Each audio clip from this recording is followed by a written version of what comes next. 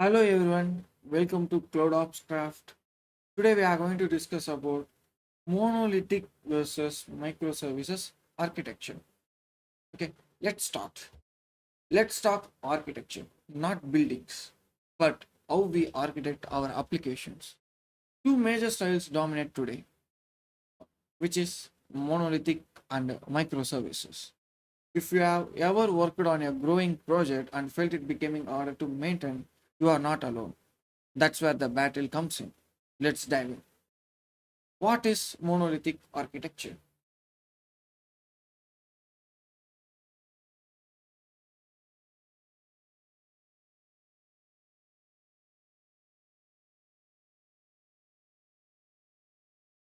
Monolithic equal to all in one.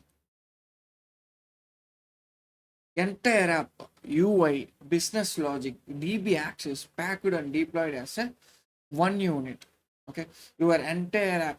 Okay, your entire app will be in one unit. Okay, entire app will be deployed as one unit. Often a single .var file or .jar or .exe or container. Example, a shopping app, login, search, cart, checkout, all will be in one app, one code base. Okay. So in monolithic app, the folder structure will be when coming to monolithic app, authentication, catalog, cart, payment. Okay. Everything will be in one server, okay, one deployment.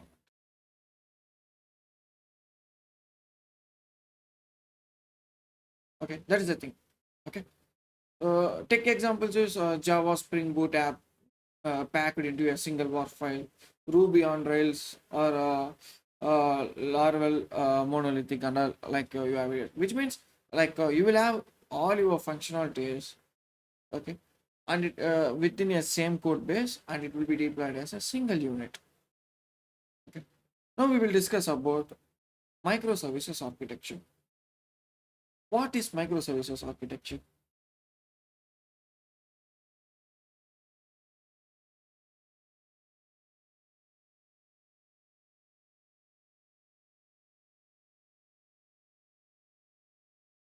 Microservices equal to divide and conquer. Break the app into independent services, each handling a specific business capability, and it will communicate via HTTP, REST, or it uses GR, PC, or message queues like Kafka or RabbitMQ. For example, each module of shopping app is separate service.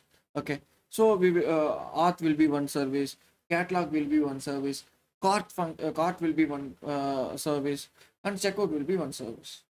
Okay, so everything here will be a separate service. While coming to microservice, everything will run as a separate service, auth service, catalog service, and we will maintain separate code base, cart service, payment service. Okay. Everything will run as a separate service with separate code base. Okay. How it will communicate? How all these things will communicate? We may have this doubt, right? How it may communicate with the help of API gateway. Communicating via API gateway. Okay. And even you can use for catalog you can use Node.js. For cart functionality you can use Go language. Okay, for payment service you can use Python. Okay, you can use even different languages since all are deployed independently. Okay, and we will have separate code base. Okay, and you can deploy via Docker and Kubernetes. What is the key difference between monolithic and microservices? Now we know what is monolithic and what is microservices.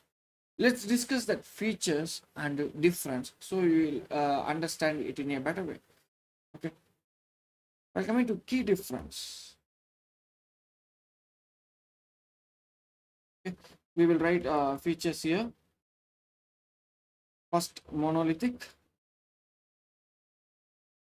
Second one is microservice. Okay, first feature is code base. Code base means where you are storing your code. In monolithic, it will be one shared only. Okay, which means all your code will be in that one folder or one repo. While coming to microservices, here based on your services, you will have multiple, okay, and modular. Okay, so while coming to deployment,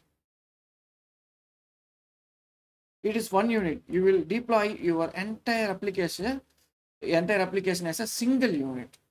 But while coming to microservices, it will be an independent for each service. Okay. Next is scaling.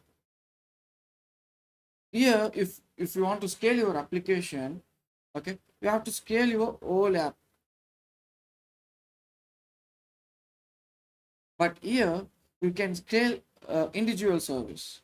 If you want to scale only payment service, then you can focus on scaling only payment service. There is no need to scale your entire application.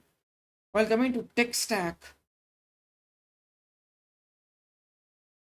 here you have to use a single tech stack only, which means if you are using Python, then you have to use Python only for your entire project.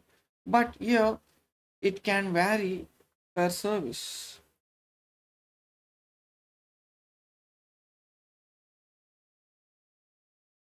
Okay. Next is dev workflow.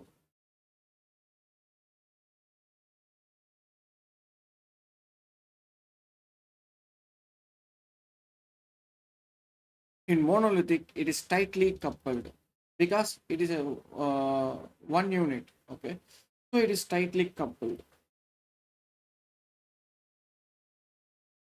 But while coming to microservices, it is autonomous teams. Simply, if I want to say, it's a loosely coupled. While coming to failure impact,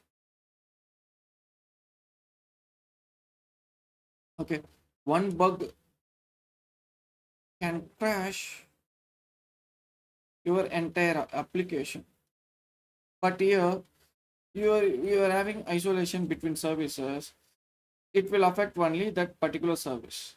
If you are having 5 services, if there is an issue with one service, that one service only will not work. Remaining service will be functioning as usual. So in meantime, you can fix it. While coming to DevOps impact,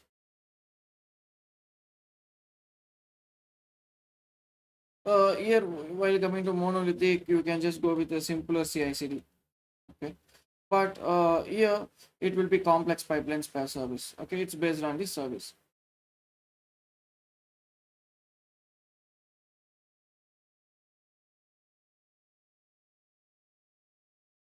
Okay, okay, let me explain with an real world example. Okay, monolithic. Monolithic is like one chef does everything. Okay, while coming to microservice, multiple chefs. Starter for one chef will work on starter, one chef will work on main, one chef will work on dessert. Okay, so it's like a monolithic is like one kitchen, one recipe. Microservices is like specialized kitchens, focused roles. Okay, here in monolithic, it is hard to scale. In microservices, easy to assign more chips to busy sections. Okay, why this matters? In growing kitchen, which is your business, breaking up roles improves speed, efficiency, and quality. Okay, let's discuss about pros and cons. Pros and cons. Pros and cons. Okay, first we will start with monolithic. Okay, here while coming to pros, first is simpler to develop at first.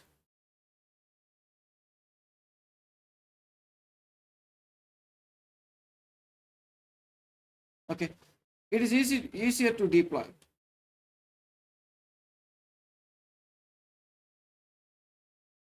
Okay, since it is a single unit. Next is it is better for small teams by startups. Okay, while coming to cons, you already know, right? It is hard to scale specific features. Hard to scale. Okay, one change may break the whole app, and it will be slower build, deploy, test cycles. Difficult to onboard new devs in large code base. Okay, while coming to microservices pros,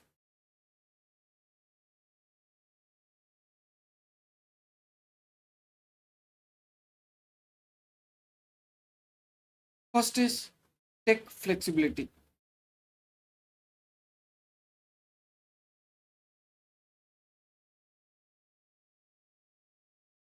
Polyglot.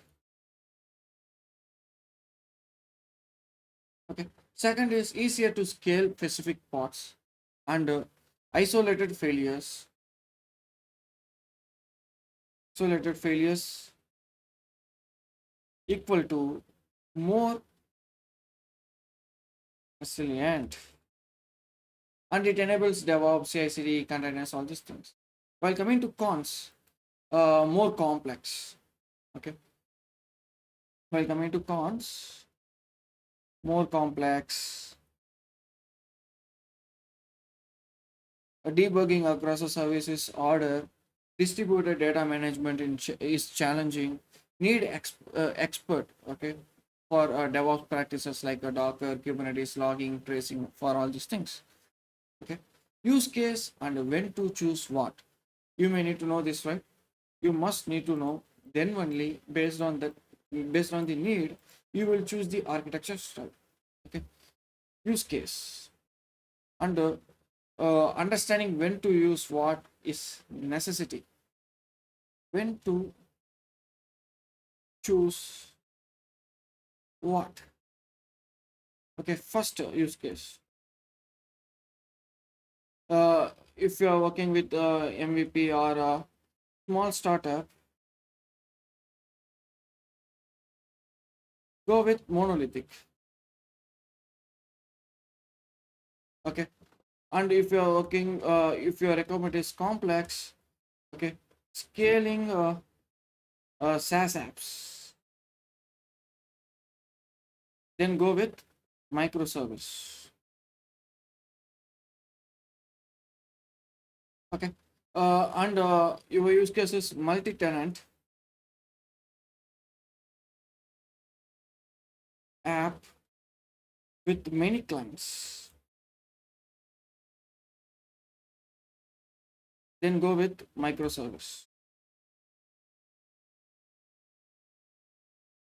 Okay, if your use case is simple, code admin panel, then go with monolithic. Okay, so based on use cases, you have to choose the architecture style. Don't jump into microservice unless you need to. Start monolithic, modularize later. Okay. Second, transitioning from monolithic to microservice. So things you need to know for transitioning from monolithic to microservice.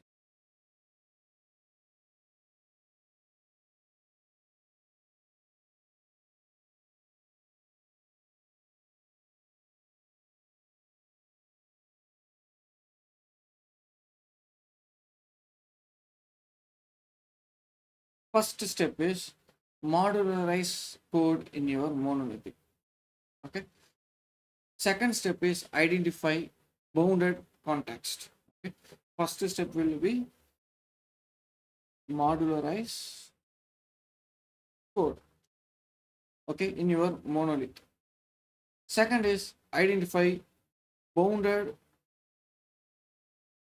context. Okay, like example auth, catalog, payment. Okay. The third is gradually extract and deploy service.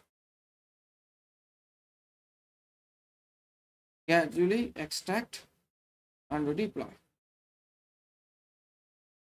Fourth is use API gateway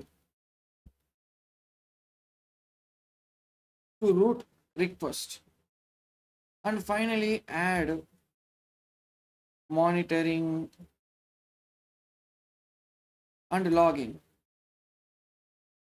Okay. Like tools like ELK, Prometheus, Zipkin and all. Okay.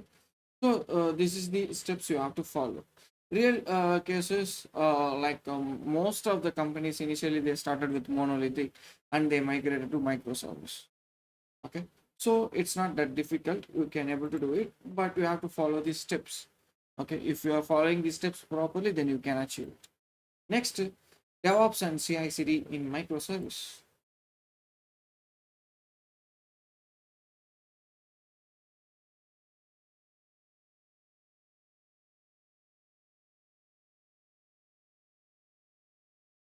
Okay, why DevOps need microservice? Any idea?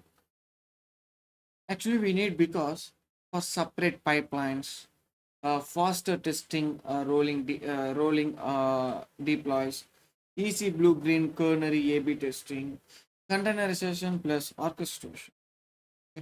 DevOps tools for microservices and all you can go with for CI, you can go with Jenkins or GitHub Actions, or you can go with GitLab CI. Okay, for CD, we can go with Argo CD or Spinnaker. Okay, for monitoring,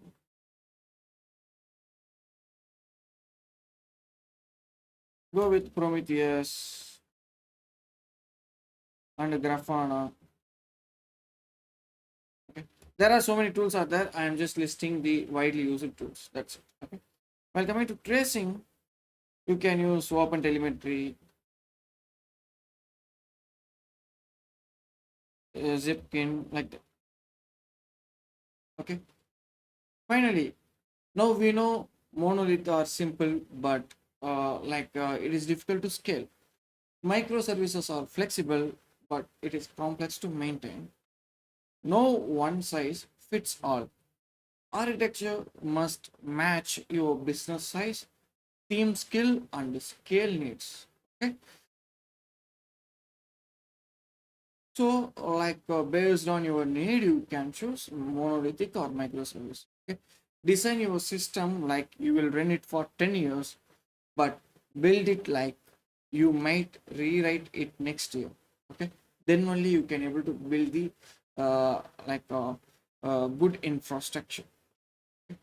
So if you found this breakdown helpful, let me know in the comments. Subscribe to CloudOps Craft. We simplify DevOps, cloud, and core computing concepts every week. Thank you.